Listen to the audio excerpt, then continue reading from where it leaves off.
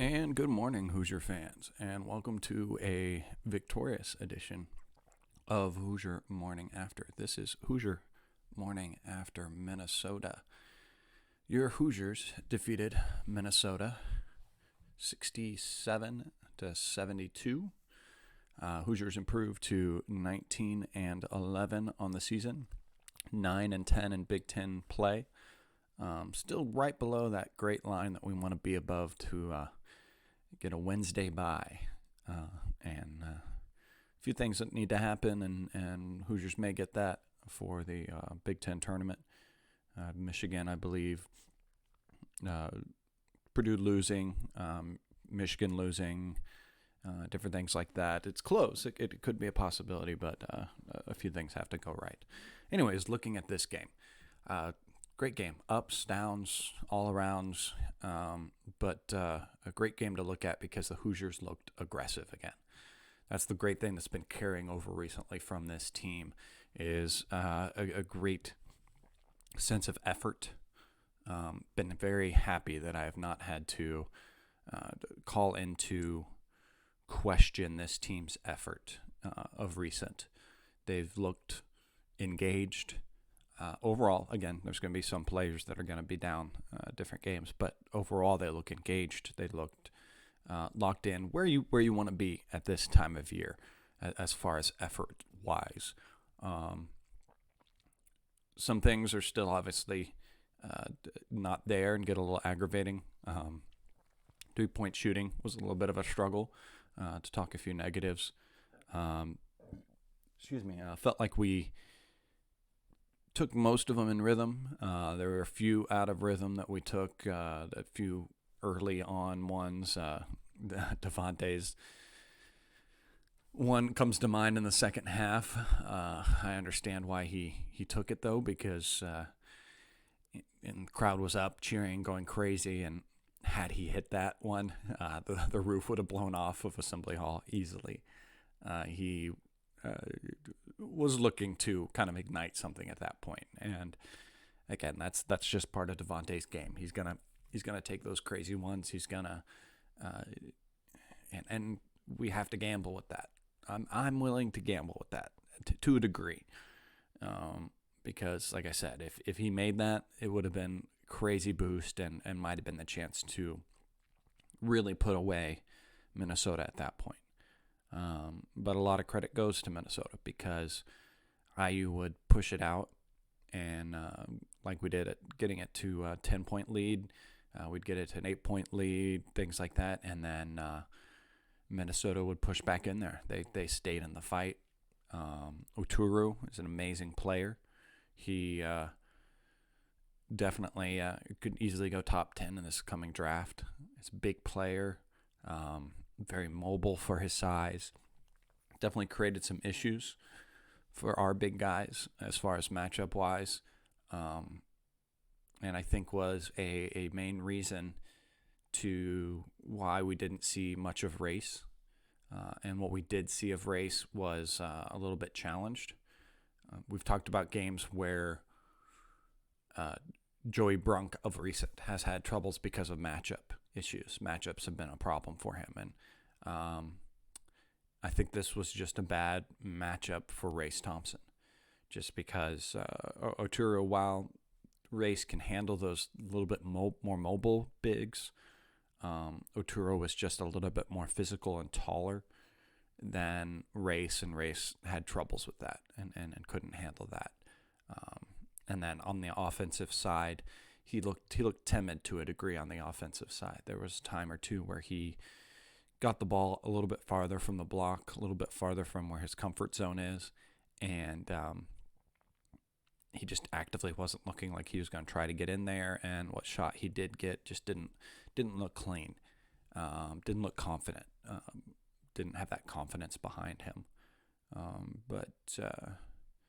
Yeah, I mean, any other kind of real negatives is just, like I said, that little ups and downs that we had, those moments where we over dribble. We play with the ball outside a little too much before trying to get it inside or trying to be aggressive and get to the basket. But if you go back today and you watch any of the highlights posted on Twitter, social media, anywhere like that, like I did this morning, it refreshed in my mind how aggressive the team played. All those highlights, every single highlight that you watch when you look at this game, are the players cutting to the basket, are the players driving in, getting the ball inside, being aggressive, going at the paint. And it shows in the stats as well. I mean, points in the paint, Minnesota 38 to Indiana's 52. So 52 points in the paint. That shows how aggressive we were in getting the ball to the paint through passes, and then how great we were with our guard play, being aggressive to get to the basket themselves as well, be it drives themselves or off cuts and passes. That's what looked amazing. Al had some very great movement coming off of screens and cutting around. A few times, one play in particular towards the end of the game where he tried to come off a screen on one side and it wasn't there, turned around, kept sprinting, came back around the other side, and was open for him there, and was able to drive in and get a nice little layup there. Great pass, great vision from Rob to give some time for that to develop and allow Al to use his movement and his aggressiveness. And he stayed strong with his aggressiveness this time. He tends to, at times when he knows that it's going to be a very physical game, and it was. The rest definitely, were a little bit better this time in the sense that they stayed consistent. They let a very physical game happen underneath and swallowed their whistles for the most part. So I guess that could be Al adjusting to that, where he was going to the basket to score. I believe knowing that contact was there. There's other times where Al will go to the basket and think that he's getting fouled or hope that he's getting fouled, not looking to score that basket at all, just looking for the foul. And the foul doesn't always come, and you can't rely on that to happen. Go up, try to get that basket. Let that foul be the cherry on top. And I felt like he did it that way. This is also the game of comebacks, of guys, and by that I mean guys coming back to the form that we know that they can be and playing the way they can be. And I think that was Rob coming back, little glimpses of old Rob being aggressive, cutting to the basket for himself when he saw that the lane was there, doing just good guard stuff overall himself. 2 turnovers, 5 assists for him. So a very good, not very good, but a decent game for him. I like how active he is, getting those guard rebounds as well, being another body in there. He got 6 rebounds last game. I believe it was up there as well, because I remember seeing so many times, look, the smallest guy out there is getting the rebound. But yeah, staying active within the play. Just he looked engaged. It looked like the game clicked a lot more for him than it has recently. Scored 11 points. So didn't make a 3. He took 3 of them. Would like at least one of those to go in for him, just to feel that rhythm. Joey Brunk, again, is the other one in the comeback kind of theme, where he's struggled as of recent. And a lot of that, again, going back to what I just said, is matchup-wise. He hasn't matched up well. And Oturo is a tough matchup because, and it showed a little bit with Joey, where Oturo was able to receive the ball at the 3-point line. And you can see it's a play for them. They clear it out for him and allow him to go at the other team's big and try to drive in, because Oturo has a decent ball handling game. And Joey struggled with that a little bit. He did a good job with it. Any other player, I believe, would have fouled a lot more. Joey had only 2 fouls. So cheers on him for not fouling for those. during most of those, but he did struggle with that, and you're gonna. I mean, what you got to choose when you have a player like Oturo. Are you going to put someone on him and that can body him for when the ball gets in the post and challenge those types of plays, or are you going to put someone that might be a little bit smaller and struggle against the post ups, but can handle his dribble drives? Well, odds say he's not going to dribble drive it as much as he's going to get it in the post and go in. So you've got to put the guy that's going to stop that. And Brunk did a good job of walling up on him, not playing to try to foul, just staying strong. Again, I think the refs swallowed their whistle a lot in the paint. Not only defensive side, but offensive side. I saw a lot of clearing by Oturo when he did get the ball. 2 or 3 times in particular come to mind where he just gets that elbow out and you just see him extending that elbow when he's posting up. That's a foul. Those are fouls. So that's a little bit of grief to the refs. Hey, we got to have a game where we have grief with refs for something. But yeah, Joey, good for him. Other big guys, Duran only got 3 minutes. I'll take that to the fact that Joey was clicking and was really just kind of being used to give him a rest. So he wasn't really able to get in there and really get things done much. Franklin, special honorable mention to Franklin. Again, he's recently has not had as many minutes. He had 4 minutes. But I think the limited minutes that we see him in there, he's being very impactful. Did a good job staying with his man. Stayed active on either side. Just thought he did. He thought he did very well. Let me see. Hold on. Let me see what his plus minus was when he was in there. Well, he's +2, so nothing large, but yeah, thought that when he was in there, he at least took care of things and did a good job playing in the game and not letting down, not going in there and making mistakes, making freshman mistakes. You see the glimpses of him.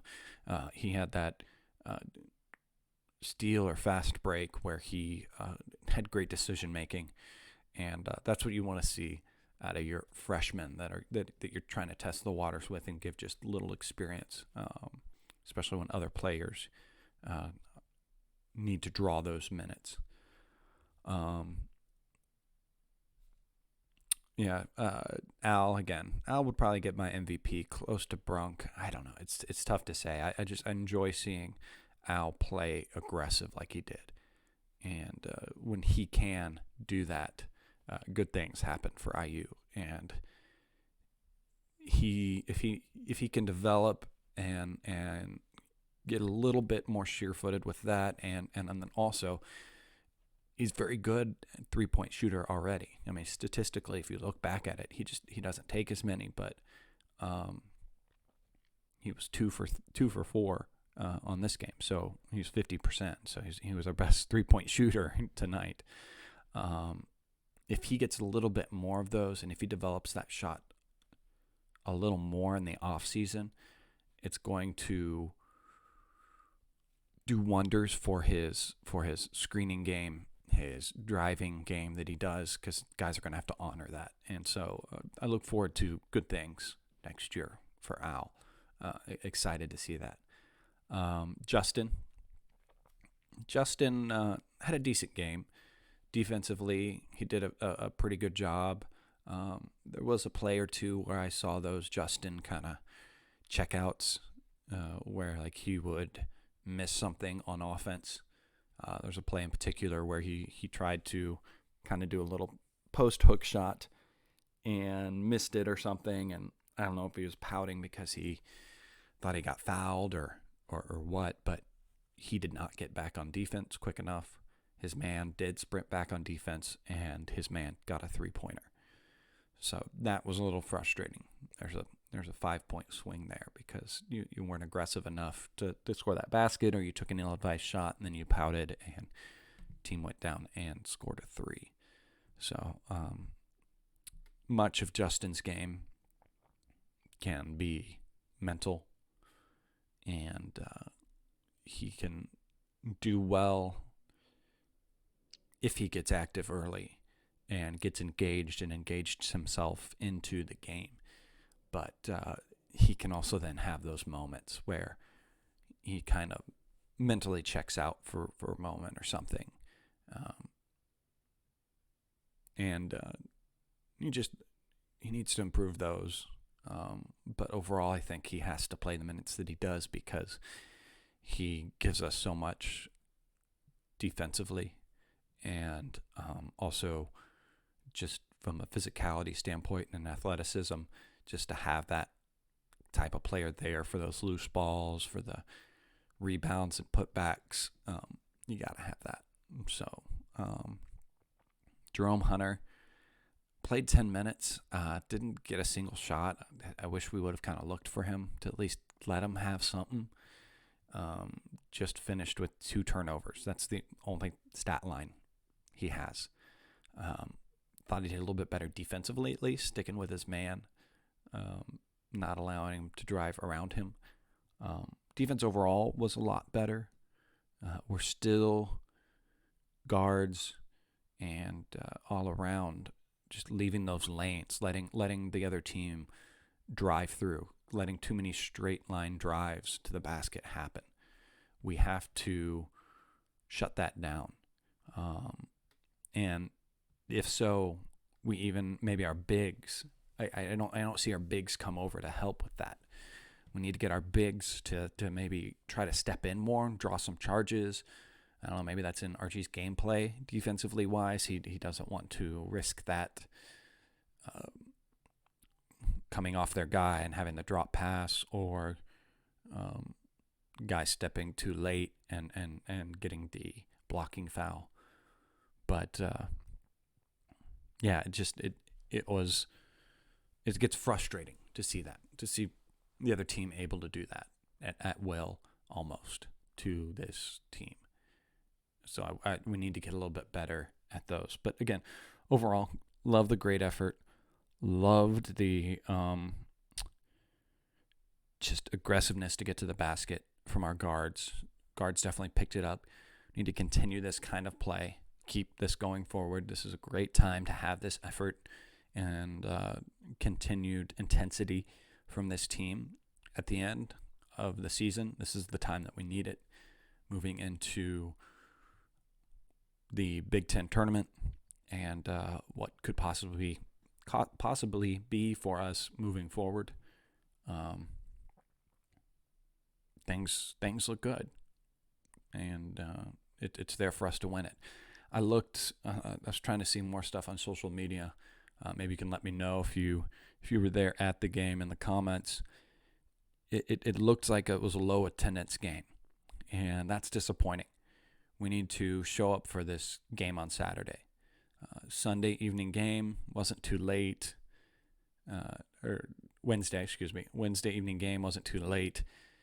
There needed to be more people in attendance to give that energy and cheer on this team. It's a little frustrating that the fans weren't there. So Saturday, you got to show up, guys. Got to get there. If you have tickets, go. Be a part of it. Team needs that energy. We need that intensity to be there. We go against a Wisconsin team that kind of ran us out of the gym in the Kohl Center. Again, the Kohl Center, we always have troubles there. A reminder, we got lost by 20. But a lot of that was, if you look at the box score from that game, happened in the first half. If you remember, we did not get off to a good start, and we had some of those offensive lulls. At halftime, they were up by 20, 27, 47. And we played them even in the second half. So, reminder, looking down at the box score and everything, again, we didn't have Rob at that point. So not having Rob, this is definitely a big factor for us. It was a big game for Al.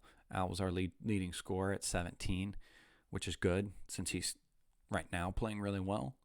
So hopefully he continues that. There was some matchup or something without going back and looking at the game that helped us gain that edge against them. Trace did not have the greatest of games that time, 9 points. But yeah, it's a tough Wisconsin team. It's a team that's doing fairly well right now, coming off some decent play. They can shoot the three as they always can, but we can take care of this on them. And if we do this, it definitely locks us in for the tournament. So there's a lot at stake for just an ease or pressure off the shoulders of this team. I know the team says that they don't think about that stuff. They don't look at it. They just look at game by game and everything. And I'm sorry, but you're gonna look at it a little bit, and it's gonna be slightly in the back of your mind. And if they get this win on Saturday, then it could allow the guys to play a little looser in the sense of not feeling that pressure. I mean, hopefully that's a good thing. Just keep the aggressiveness. Maybe being on that edge is helping them. I don't know. With having the intensity and sense of urgency might be a good factor. But yeah, I think it's a winnable one if we come and play hard. Hopefully all the talk of Trace Jackson being injured, turning his ankle a little bit in the Purdue game, he looked good. He didn't look like he was limited or anything was hurting him. I don't know if you were there at the game, if you saw him walking back to huddles or things that the TV did not show me, that maybe it lend to another feeling of how he's feeling right now. But he looked good to me. So hopefully ices it, keeps it loose. Don't let it tighten up on him. And he can come back and continue against Wisconsin. We need him in that game. We need the guys to continue to play strong, play forceful, get into that paint. And good things could come from Wisconsin. So thanks for watching, guys. Have a good one. We will see you Sunday morning. I will be on Assembly Call for their post game on Saturday as well. So check me out there. Go on, check me out. Follow me on Twitter, at General Chadwick. Like, subscribe to this. Look up for the podcast. Will be on your favorite podcast platform later on this afternoon. Thank you guys. Have a good day. Go out there, be a good Hoosier.